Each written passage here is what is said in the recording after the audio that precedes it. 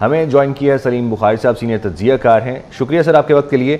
آپ فرمائیے گا کہ اب مختصر فیصلہ تو آ گیا کہ 63A کی تشریح کے حوالے سے پہلے والا فیصلہ کالعدم ہو گیا، لیکن ڈیفرنٹ بات یہ ہے کہ پی ٹی آئی کی جانب سے کہا گیا کہ ہم اس بینچ کو مانتے ہی نہیں ہیں. سیکنڈلی جو پہلے والے ججز تھے ان میں سے کوئی بھی بینچ کا حصہ بھی نہیں بنا، اور جو اعتراض کیا گیا اس اعتراض کو بھی کنسیڈر نہیں کیا گیا. فیصلہ اب مختصر آ گیا ہے. کیا یہ اعتراض آگے چل کے کوئی سالڈ شکل اختیار کریں گے، یا اب یہ کیونکہ 5-0 کا فیصلہ ہے اس کی بھی اپنی ایک اسٹرینتھ ہے؟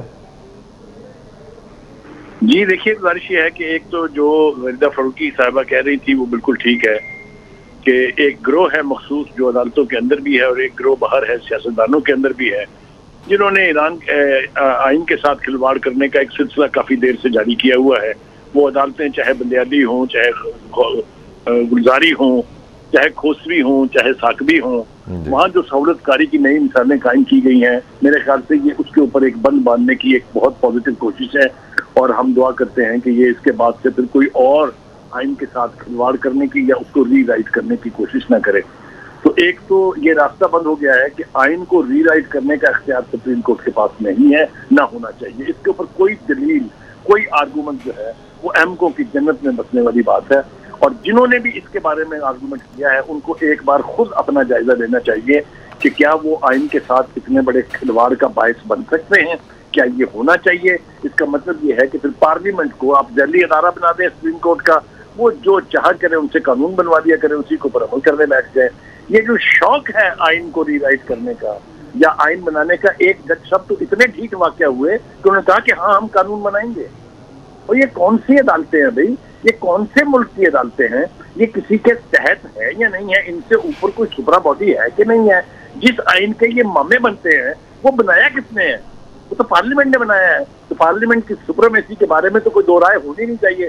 مجھے تو ان وکلا کی عقل و دانش کے اوپر بہت سوالیہ نشان ہے جو اس حق میں فیصلہ یعنی آرگومنٹ کر رہے تھے کہ عدالت کے پاس کانسٹیٹیوشن کو ری رائٹ کرنے کا اختیار ہونا چاہیے.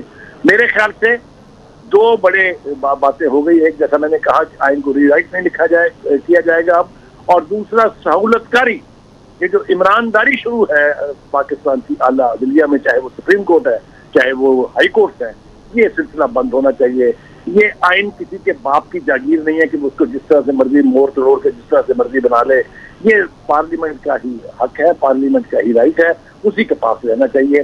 آپ انٹرپریٹیشن کرنے کے لیے سب سے بڑا اقدام جو کر سکتے ہیں وہ یہ کہ آپ کسی قانون کو ریفر کر دیں واپس پارلیمنٹ کو کہ اس کے اوپر وہ نظر ثانی کریں. یو آر نو بڈی، آپ کوئی نہیں ہے، چاہے آپ چیف جسٹس ہے، چاہے آپ جو کچھ بھی ہیں. تو میں سمجھتا ہوں کہ یہ بند باندھا گیا ہے عمرانداری پر، سہولت کاری پر، آئین کو ری رائٹ کرنے پر. اس کی داد دی جانی چاہیے. ٹھیک ہے، اچھا کے ہیں انہیں اس کو سپورٹ کرنا چاہیے. بالکل ہمارے ساتھ رہے گا. غریدہ، اب تھوڑا سا ہم ہارس ٹریڈنگ کی بات کرتے ہیں. جب بھی قانون سازی ہوتی ہے تو پھر ووٹنگ کا سلسلہ شروع ہو